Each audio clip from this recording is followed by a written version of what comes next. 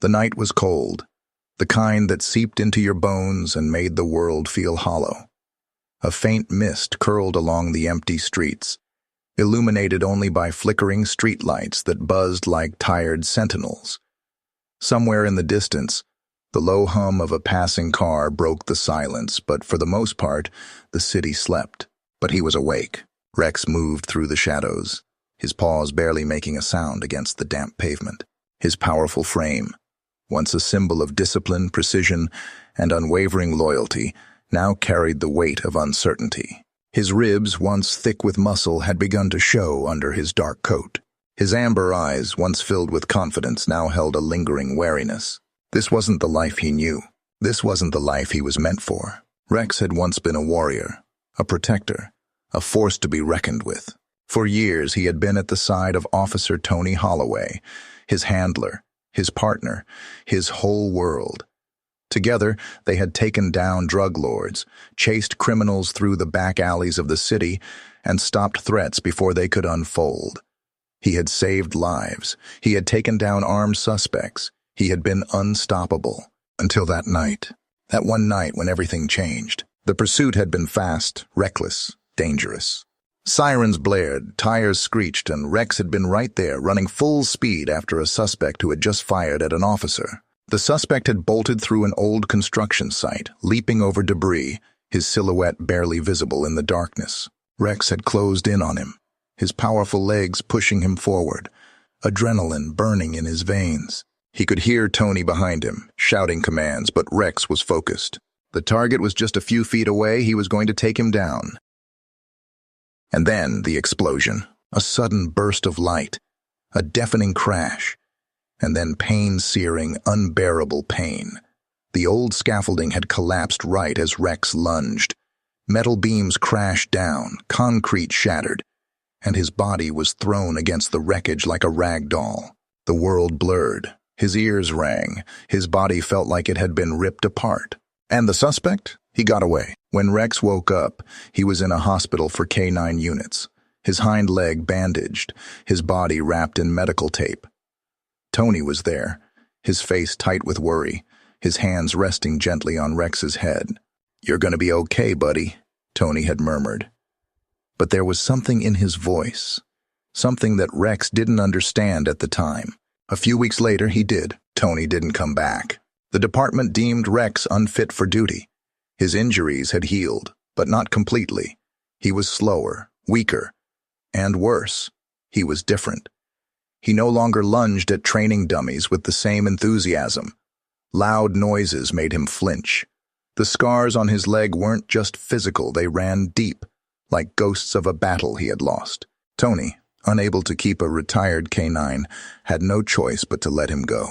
Rex had been sent to a shelter, a place filled with unfamiliar faces, cold cages, and the scent of too many lost souls. Day after day, strangers passed by, peering into his kennel, their eyes filled with curiosity, sometimes pity. But when they read the sign on his door, aggressive, unadoptable, PTSD symptoms, they always moved on. No one wanted a broken dog. The days blurred into weeks. The weeks stretched into months. And then, one night, the cage door had been left unlatched. Maybe it was a mistake. Maybe it was fate. Either way, Rex didn't hesitate. He slipped through the gap, his instincts kicking in like they always had. He moved silently through the shelter, past rows of sleeping animals, past the dimly lit office, past the chain-link gate that had once confined him. With one last glance at the place that had never felt like home, he sprinted into the night. The city was vast, unfamiliar, stretching endlessly in every direction. For the first time in his life, he had no orders, no commands, no purpose. He was alone. And for a warrior like Rex, that was the scariest thing of all. In the end of the street is the house alone, nestled between towering oaks and tangled rose bushes that had long since grown wild. It was the kind of house that once held laughter, warmth, and the chatter of voices. Now, It was quiet. Too quiet. Margaret Thompson lived there alone. Once, long ago, this house had been filled with life. The sound of her son's boots stomping in the hallway, his laughter filling the kitchen as he told her about another wild day at work. The clinking of dinner plates, the low murmur of a police radio always humming in the background, a comforting white noise she had grown accustomed to. But that had been years ago. Now, the house was nothing more than an echo of the past, the silence stretching long into the night. Margaret had been a widow for over 2 decades. Her husband Richard had passed away from a heart attack one summer evening, leaving her and their son, Michael, to pick up the pieces. Michael had been her world after that. He had always been so much like his father, strong, determined, with a heart too big for his own good. And like his father, Michael had chosen a life of service. A police officer. Margaret had been proud, but she had also been afraid. She remembered the nights when Michael would come home late, his uniform stained with dirt and sweat, his voice filled with stories of criminals and danger. She had prayed for his safety every night, waiting up for him, not able to sleep until she heard the sound of his car pulling into the driveway. And then, one night, that sound never came. The knock on the door had been soft, almost hesitant. But Margaret had known, even before she opened it, that her world was about to shatter. Michael was gone, killed in the line of duty, a robbery gone wrong, a suspect with nothing to lose, a single bullet that had taken everything from her. That was 7 years ago. 7 years of waking up to an empty house. 7 years of setting the table for one. 7 years of carrying a grief so heavy it felt like it had settled into her bones. Margaret's days had become routine: wake up, feed the birds outside her window, drink tea, stare at the photographs on the mantel, and wonder how it had all gone by so fast. She rarely left the house anymore. The world outside had moved on, but she remained frozen in time, stuck between the past and an empty future. Then one night everything changed. It had been raining for hours, the kind of steady, relentless downpour that made the whole world feel washed away. The wind howled through the trees, rattling the windows, and the streetlights flickered as if struggling to stay awake. Margaret sat in her armchair, a cup of untouched tea resting beside her. She had been lost in thought, her fingers absent-mindedly tracing the frame of a photograph Michael, standing in his uniform, his smile bright, his eyes so full of life. A sound made her pause, a rustling, faint, barely audible over the rain. She frowned, glancing toward the window. The world outside was a blur of water and darkness, probably just the wind. And then, another sound. Not the wind, something heavier. A thump against the porch. Margaret's heart began to beat faster, a long-forgotten instinct of fear creeping into her chest. Slowly, she stood, gripping the armrest of her chair as she made her way to the door. The wooden floor creaked beneath her feet. She hesitated, listened. Silence. With a deep breath, she unlatched the door and pulled it open. At first, she saw nothing. Just the rain falling in thick sheets, the street beyond barely visible in the downpour. Then she looked down. A dog lay collapsed on her porch, large, soaking wet, motionless. Margaret's breath caught in her throat. Even in the dim light, she could see how massive he was, his dark fur clumped with rain, his body curled in on itself as if trying to protect what little warmth he had left. For a moment she thought he was dead. Then he moved, a slow, shuddering breath. Margaret didn't hesitate. She stepped forward, ignoring the cold rain that splashed onto her slippers. Carefully, she knelt down, her old bones protesting the movement. The dog barely stirred. Up close, she could see the scars on his body, the faint, faded outlines of a past she couldn't yet understand. His ears twitched at her presence, but he didn't lift his head. "You poor thing," she murmured, her voice barely above a whisper. The dog let out a soft, exhausted sigh. Margaret glanced around, but the street was empty. No collar, no tags, no owner frantically searching for their lost pet. Just him, alone, just like her. She exhaled and made a decision. "Come on, boy," she whispered, reaching out with careful hands. "Let's get you inside." And for the first time in years, Margaret didn't close the door on the world. She opened it. The rain hadn't let up. It drummed steadily against the roof, pooling in small rivulets along the wooden planks of the porch. The wind howled through the trees, sending leaves skittering across the driveway like restless ghosts. Inside the house, Margaret stood just beyond the threshold, her frail hands gripping the edge of the door frame as she studied the creature lying at her feet. Rex. She didn't know his name yet, didn't know his story. All she knew was that he was there, this massive, rain-soaked shadow of a dog, curled in a tight, exhausted ball just outside her door. But there was something about the way he watched her. Even in his weakened state, his eyes remained sharp, cautious. They flicked up at her every time she shifted the slightest bit forward.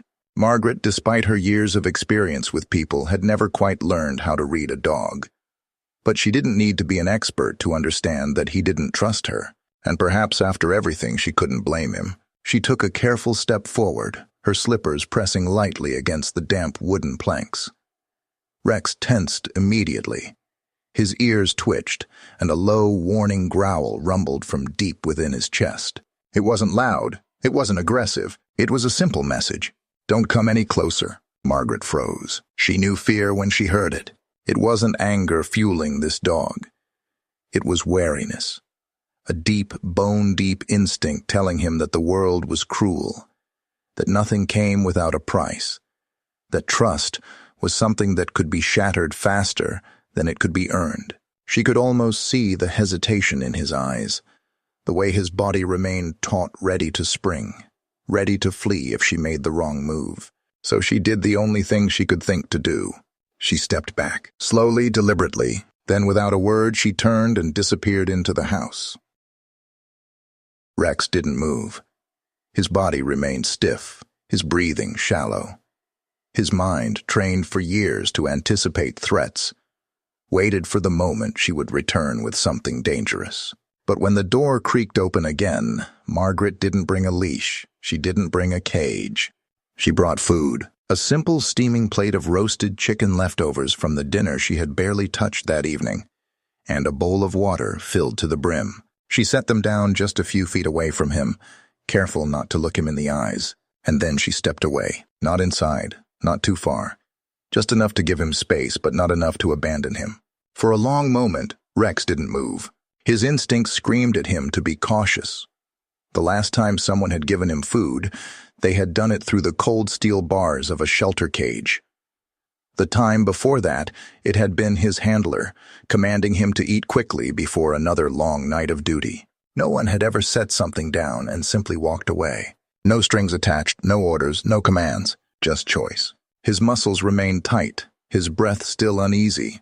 But after what felt like an eternity, he shifted just slightly. He sniffed the air. Then, slowly, he crawled forward, inch by inch, his movements deliberate and cautious. His nose twitched as he hovered over the bowl of water. He could smell the rain, the wood of the porch, the faint scent of the woman's hands where she had touched the dish. There was no poison, no trick, just food. With one last glance toward the house, he ate. Inside, Margaret watched from behind the lace curtains of her window, a breath she hadn't realized she was holding finally escaping her lips. She knew better than to celebrate too soon. This dog, this broken, wary creature, had probably been through more than she could ever imagine.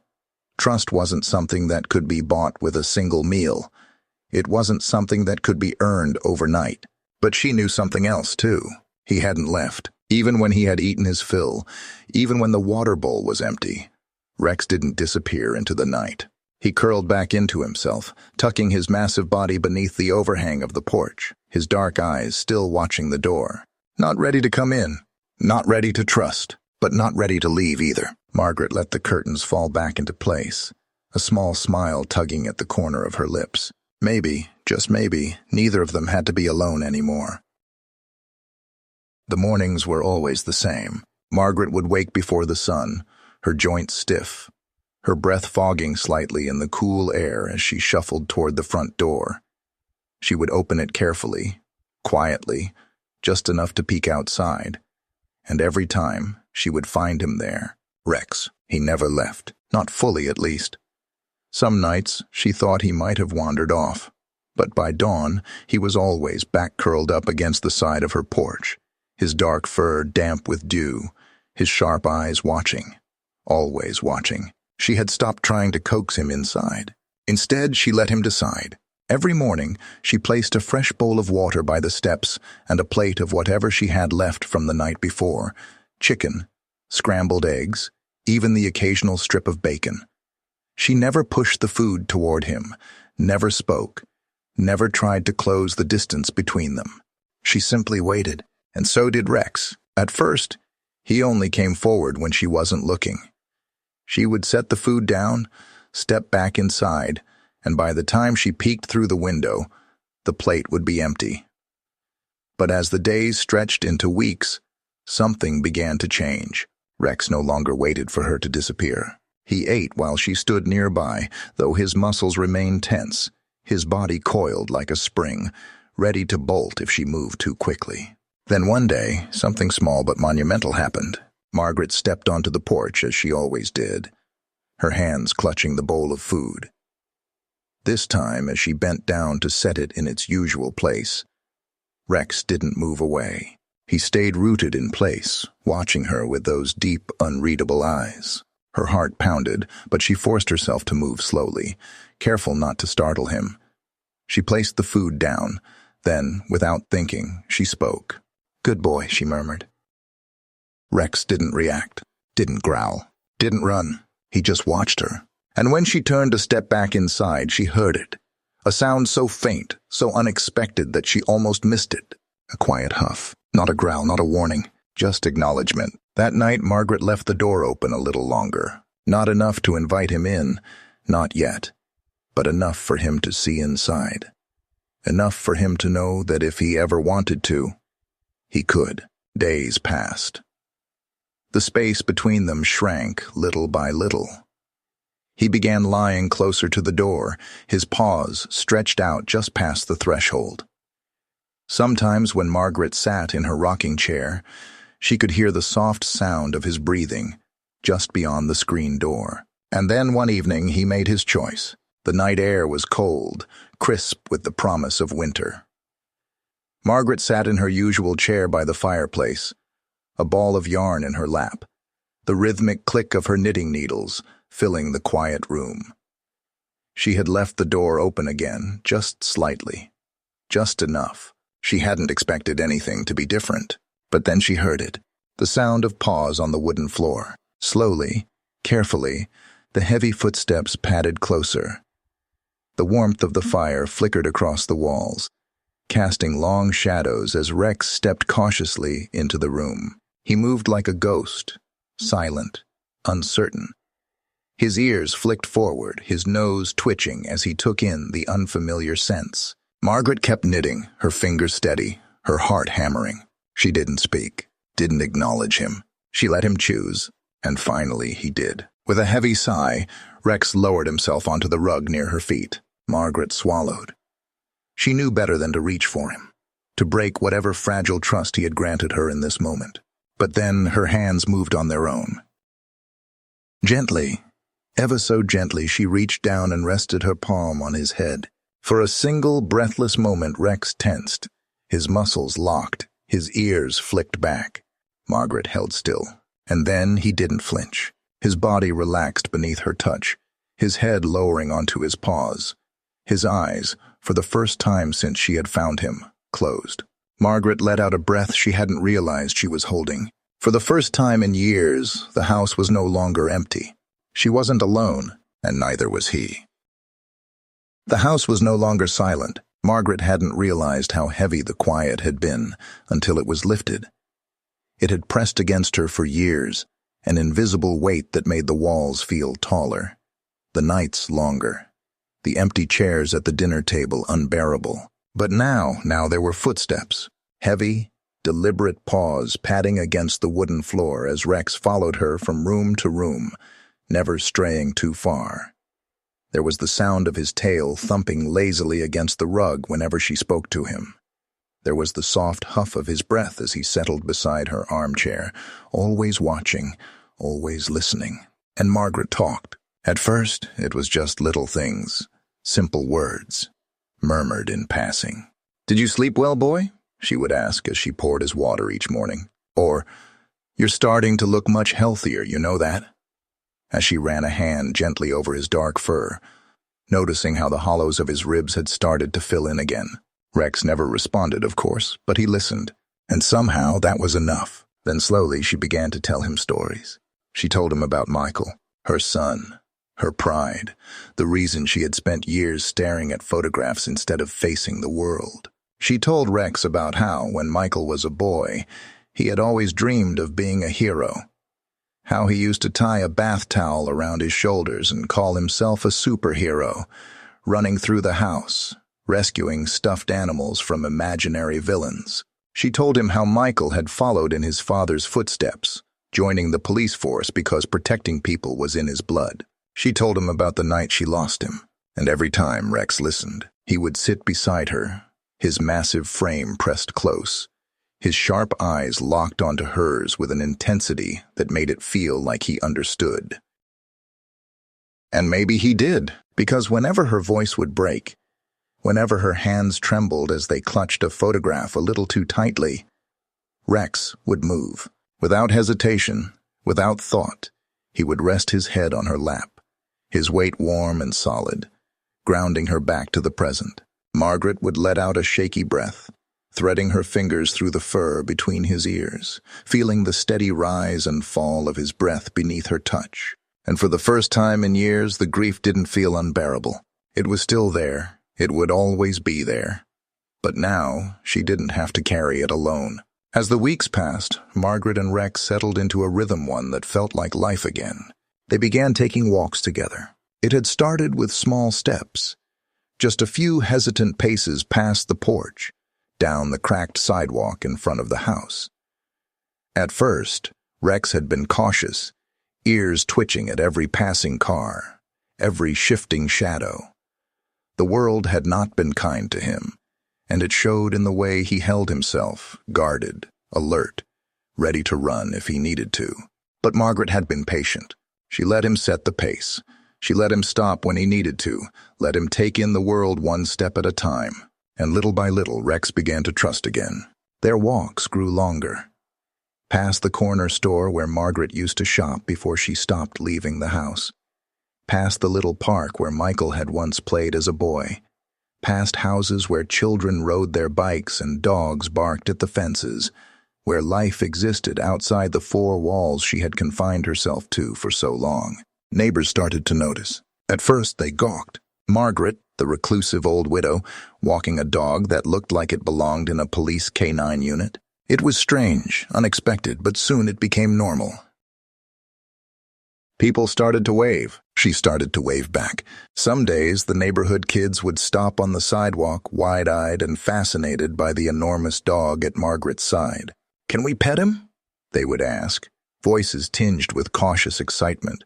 Margaret would glance down at Rex, whose body had long since relaxed, his tail now flicking lazily in the summer breeze.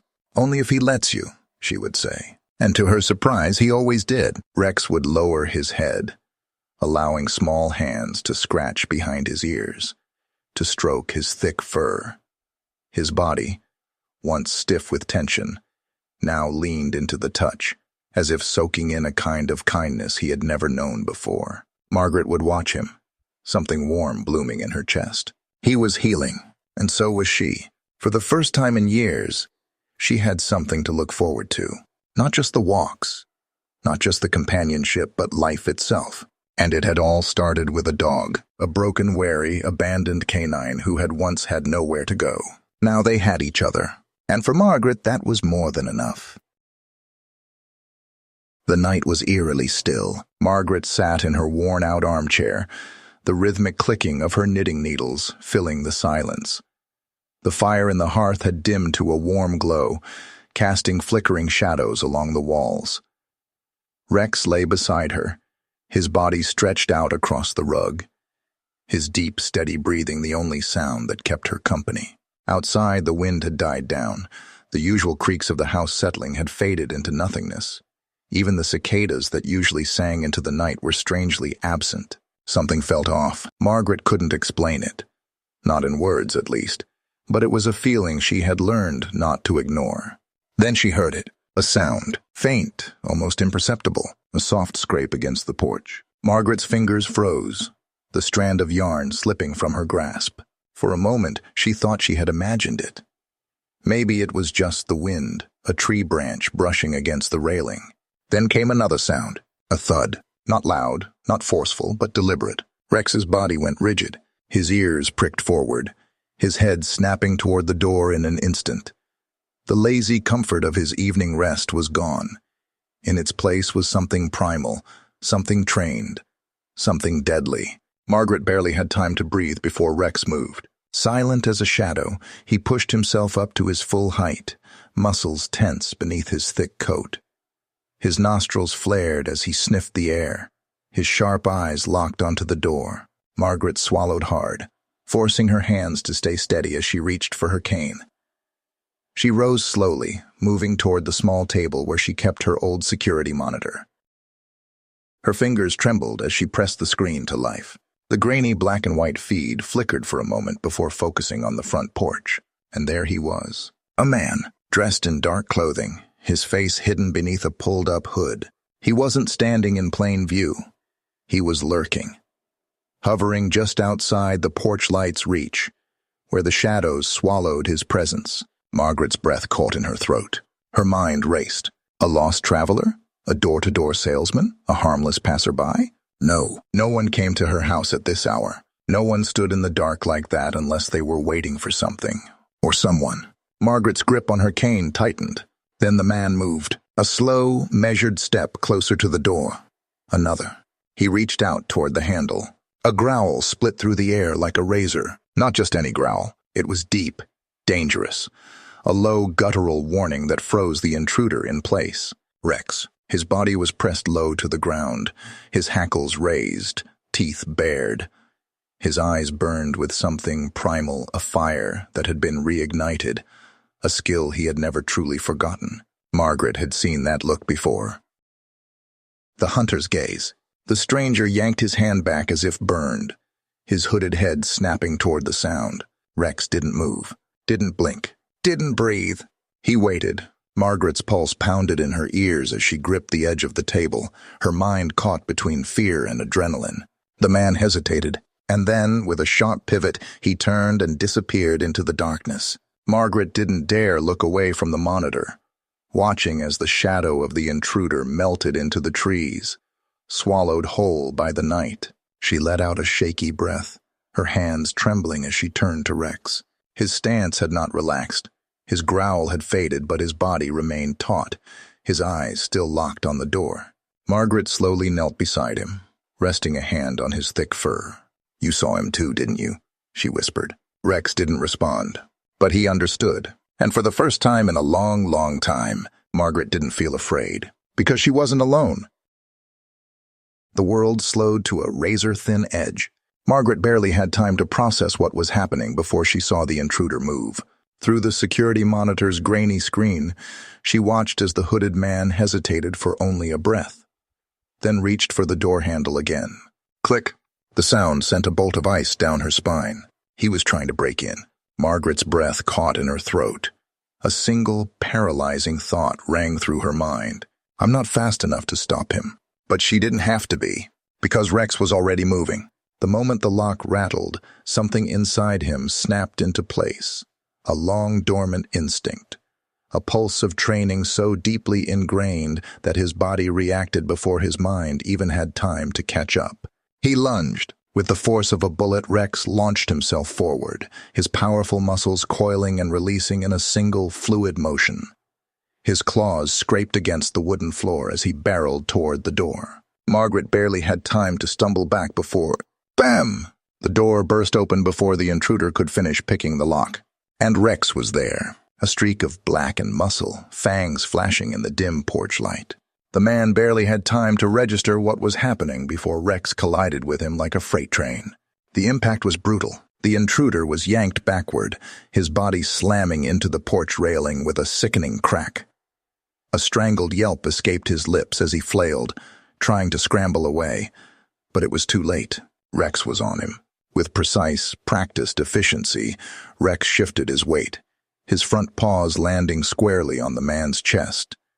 His massive body pressed the intruder down, his teeth bared in a feral snarl that sent shivers through the night air. The man gasped, his breath hitching in pure terror. Get him off me," he wheezed, his hands trembling as he tried to push Rex away. Rex didn't budge. His amber eyes blazed with a warning as a deep guttural growl rumbled from his throat. Low, controlled, but deadly. The message was clear. "Move and I'll make you regret it." Margaret's hands were shaking, but she forced herself to move, reaching for the phone on the nearby table.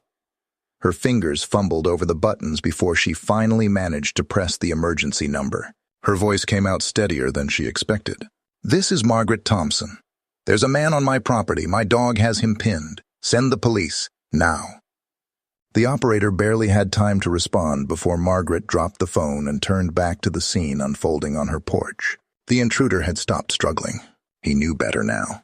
The weight of Rex's massive body pressing into him, the glint of teeth hovering dangerously close to his throat. He knew that one wrong move could end badly for him. Minutes passed, stretching unbearably long.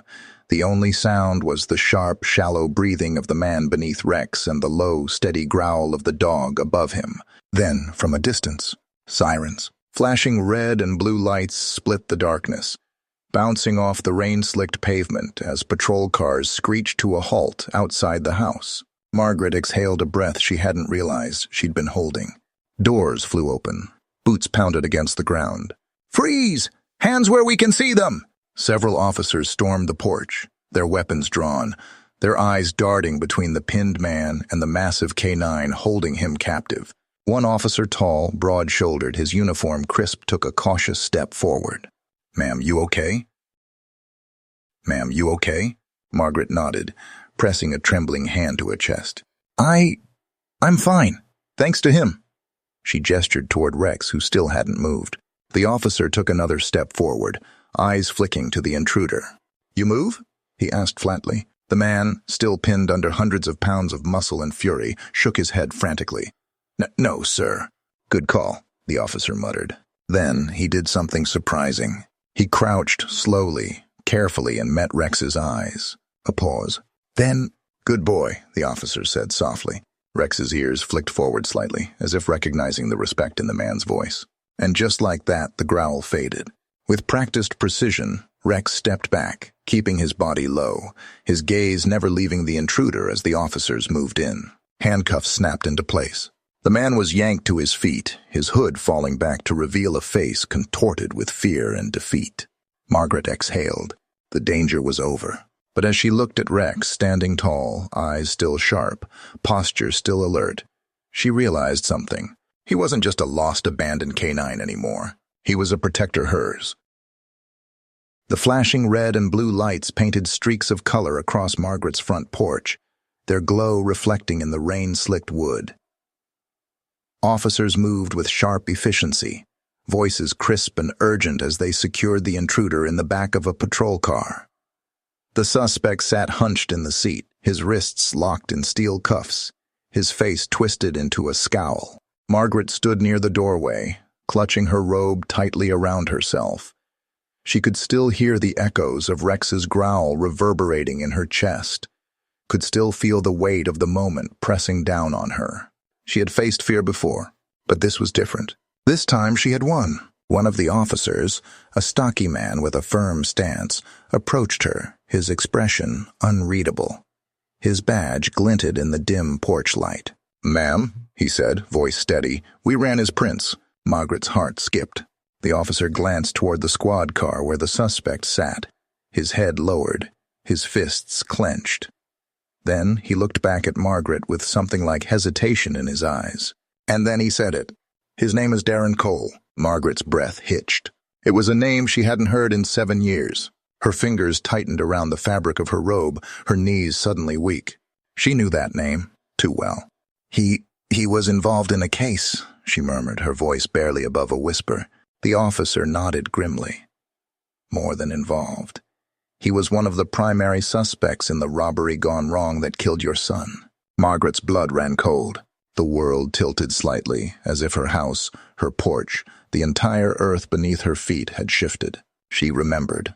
The investigation, the endless reports, the frustrating lack of evidence. Michael had been working the case for months before he was shot. A string of robberies, violent, calculated, ruthless. The criminals had hit high-end stores, banks, even private safes. The police knew it was an inside job. They had suspects, but no proof. Then one night, a call came in, a tip about the gang's latest hit. Michael had responded, alone. Margaret swallowed hard, her mind spiraling back to that moment. The knock on the door, the solemn faces of the officers who had stood outside her home, the way her world had collapsed around her in an instant. Michael had died trying to stop them, and Darren Cole had walked free. The case had gone cold. The department had fought for months to bring the criminals to justice. But without physical evidence, the courts had ruled in their favor, and Margaret had spent the last 7 years living with that loss. Until now, she turned to the officer, her voice shaking. "But I thought, we never had enough to pin him," the officer said, his jaw tight. "No witnesses, no fingerprints, nothing that held up in court." He glanced at the squad car again, exhaling sharply. "Until now." Margaret frowned. "What do you mean?" The officer motioned toward the other patrol car, where 2 officers were sorting through evidence bags. "When we searched him, we found this in his jacket pocket." Margaret followed his gaze. An officer carefully pulled a folded envelope from one of the bags, sealed in a plastic case. "This," the officer continued, "is a ledger of stolen goods from the heists that took place 7 years ago." He looked back at Margaret, his eyes dark with significance. "It matches Michael's old case files." Margaret's throat tightened. "A ledger, a record, a direct connection. This could be the break we needed all those years ago," the officer continued, his tone almost disbelieving. "It puts Cole at the scene. It proves his involvement." Margaret felt lightheaded. She turned toward the squad car, her eyes locking onto the man sitting inside. He wasn't looking at her. His gaze was fixed on the ground, his body stiff, his face shadowed by the dim streetlights. He knew this was over. A tremor passed through Margaret's chest, an emotion so heavy, so unexpected that it nearly brought her to her knees. Justice. For Michael, for all the sleepless nights, for the unanswered questions, for the pain that had burrowed deep into her soul and never left. And all because of Rex. Margaret's eyes drifted downward to the dog still standing beside her, his body rigid, his ears still flicked forward, as if waiting for another command, as if making sure she was safe. Her hand trembled as she reached down, brushing her fingers through his fur. Rex's tense muscles finally relaxed under her touch, his head tilting ever so slightly into her palm. He had saved her, and in doing so, he had saved Michael's case. Margaret swallowed the lump in her throat. For 7 years she had been waiting for closure, for something, anything, to make sense of her son's death. She had never expected it to come in the form of an abandoned K9 with scars of his own. She let out a shaky breath. "Thank you," she whispered. Rex said nothing. But as he leaned into her, the weight of his presence steady, unmoving, she knew he understood. The sun was barely up when the first news vans arrived. Margaret hadn't expected it. She had spent the night in a haze, shaken, exhausted, unable to fully comprehend everything that had happened. The flashing lights, the officers moving in and out of her home, the murmured voices discussing how the evidence Rex had uncovered would finally put Darren Cole behind bars. It was over, but something bigger had begun. She first noticed the attention when she heard the murmur of voices outside her house. When she peeked through the curtains, she was stunned to see reporters standing on her lawn, cameras in hand, their lenses pointed directly at her porch. And at Rex, Margaret turned to find him sitting by the door, watching the commotion with quiet curiosity. He was calm, as if nothing had changed, as if he hadn't just taken down a wanted fugitive and uncovered the truth behind a 7-year-old case. But to the rest of the world, he was more than just a dog now. He was a hero. The news spread like wildfire. Abandoned canine dog saves elderly woman and helps solve cold case. The headlines ran across television screens and newspapers. Interviews were conducted. People stopped Margaret at the grocery store, at the post office, even on her walks through the neighborhood, eager to shake her hand, eager to meet Rex. They called him the guardian of Margaret. At first, she didn't understand why, but then she realized this wasn't just about what Rex had done that night. It was about everything he had become. He wasn't just a retired police dog. He wasn't just a stray who had found his way onto her porch. He was her protector, and the world had seen it. One afternoon, not long after the news had settled, a familiar black and white patrol car pulled into her driveway. Officer Grant, the man who had been there the night of the arrest, stepped out, his uniform crisp, his boots heavy against the pavement as he approached the house. Margaret met him at the porch, Rex sitting loyally at her side. Grant smiled as he knelt down, scratching behind Rex's ears. "You've made quite a name for yourself, buddy," he murmured. Rex huffed, tilting his head slightly into the officer's touch. Grant exhaled, standing up and turning to Margaret. His expression was warm but serious. "Mrs. Thompson, I won't waste your time," he said. "The department has been talking, and we all agree Rex is still an incredible asset. We'd like to bring him back into service." Margaret's heart stopped. For a long moment she didn't speak. Her gaze flickered down to Rex, who was sitting at attention, watching her. Back into service. Back to the police force. Back to the life he had lost. It made sense, didn't it? Rex was born for it. Trained for it. He had instincts sharper than any officer. Experience that couldn't be replaced.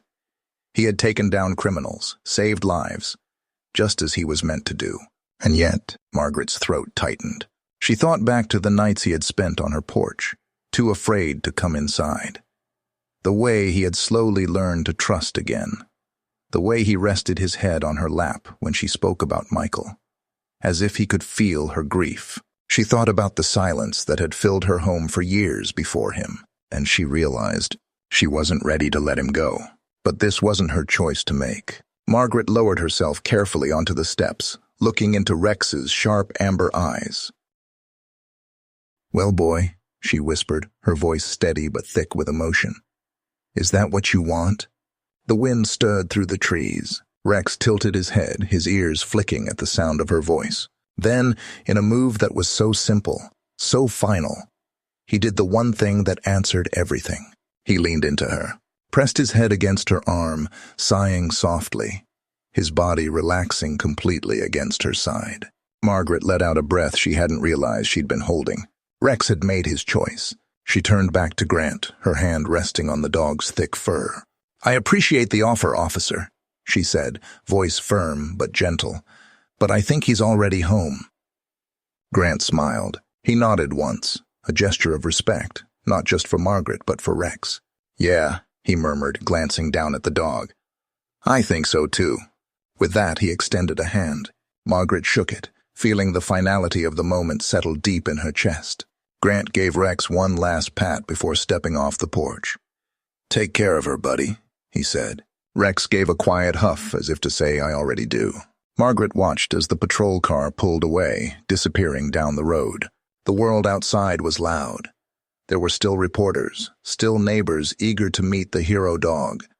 There would always be people who wanted to know Rex's story. But inside this house, inside this life, they didn't need headlines. They just needed each other. Margaret ran her fingers through Rex's fur, smiling softly as he settled at her feet. "You were never meant to be alone, were you?" she whispered. Rex let out a slow, contented sigh. Neither was she. The house felt different now. For so many years, it had been just walls and echoes, shadows of a life that had once been full, but had long since faded into stillness. The laughter had stopped. The footsteps had disappeared. The warmth had drained away, leaving only silence in its wake. Margaret had accepted it. She had learned to live with the quiet, to let the loneliness settle into her bones like an old, unwelcome houseguest. Until Rex, Now the silence had been replaced by movement, by the soft padding of paws against wooden floors, by the rhythmic rise and fall of a steady canine breath as he napped near her feet, by the subtle weight of his presence, always there, always watching, always waiting. She was not alone anymore, and she didn't realize just how much that meant until one morning when she woke up, and for the first time in years, the first thought in her mind wasn't about Michael. It was about Rex. She found him lying beside the bed, stretched out, his ears flicking slightly as he sensed her stir. His eyes blinked open, warm and knowing. And the moment she sat up, he rose, stretching his massive body with a lazy shake before pressing his nose gently against her hand. A greeting, a good morning. Something so small, so simple, but it meant everything. Margaret exhaled a soft laugh, running a hand through his fur. "You know," she murmured, "I think I like waking up to you." Rex huffed in response, his tail flicking once before he turned toward the door, waiting for her to follow. So she did. They became inseparable. Where Margaret went, Rex followed. Their walks, once hesitant, became part of their routine. Margaret found herself venturing further than she had in years past, her own block, past the familiar roads she had once avoided. The weight in her chest that had once kept her tethered to her house, to the past, began to lighten. People noticed. Neighbors who had once barely nodded at her stopped to chat. Some asked about Rex, eager to pet the hero dog. Some simply smiled, commenting how nice it was to see her out again. It felt strange at first, this newfound life. But as the days passed, it began to feel right. She found herself smiling more. She found herself talking more, not just to Rex, but to people. She found herself picking up new habits, making small changes that she never would have considered before. She opened the windows in her home, letting fresh air in. She cooked full meals again, setting 2 bowls, one for her, one for Rex. She listened to music while she knitted, humming along to old songs she had long forgotten. And every night, when she sat in her chair by the fire, she would feel the warmth of Rex lying beside her, his steady breathing keeping her grounded. She spoke to him often, sometimes about the small things, what she had read in the newspaper, what she had planned for the next day. But sometimes when the nights were quiet, when the past felt close, she spoke about Michael, and Rex always listened. He would rest his head on her lap, pressing into her touch as if to remind her that she wasn't alone in her grief anymore. Because she wasn't. Michael was still gone. That part of her life would never change. But now she had Rex, and somehow he made it easier to breathe again. One afternoon, as they walked through the park, Margaret noticed a young woman sitting alone on a bench. She was hunched over, shoulders tense, her hands clutched around something small. A folded piece of paper, perhaps a letter. Margaret recognized that kind of stillness. It was the kind of quiet that came with loss. She hesitated. A few months ago, she wouldn't have approached. She would have kept walking, lost in her own thoughts, her own pain. But something had changed in her. Something had healed. So instead of walking past, Margaret stopped. And so did Rex. The young woman glanced up as the massive dog stood beside her, his amber eyes steady, comforting, familiar. Margaret smiled softly. "He's good at listening," she said, her voice gentle. "If you ever need someone to talk to." The woman blinked, surprised. Then slowly she smiled back. Margaret didn't know what would come next. But for the first time in years, she wasn't afraid of the future. Because she had Rex, and he had saved her, just as much as she had saved him. They had both been lost, both been abandoned by the lives they once knew. But together they had found their way back.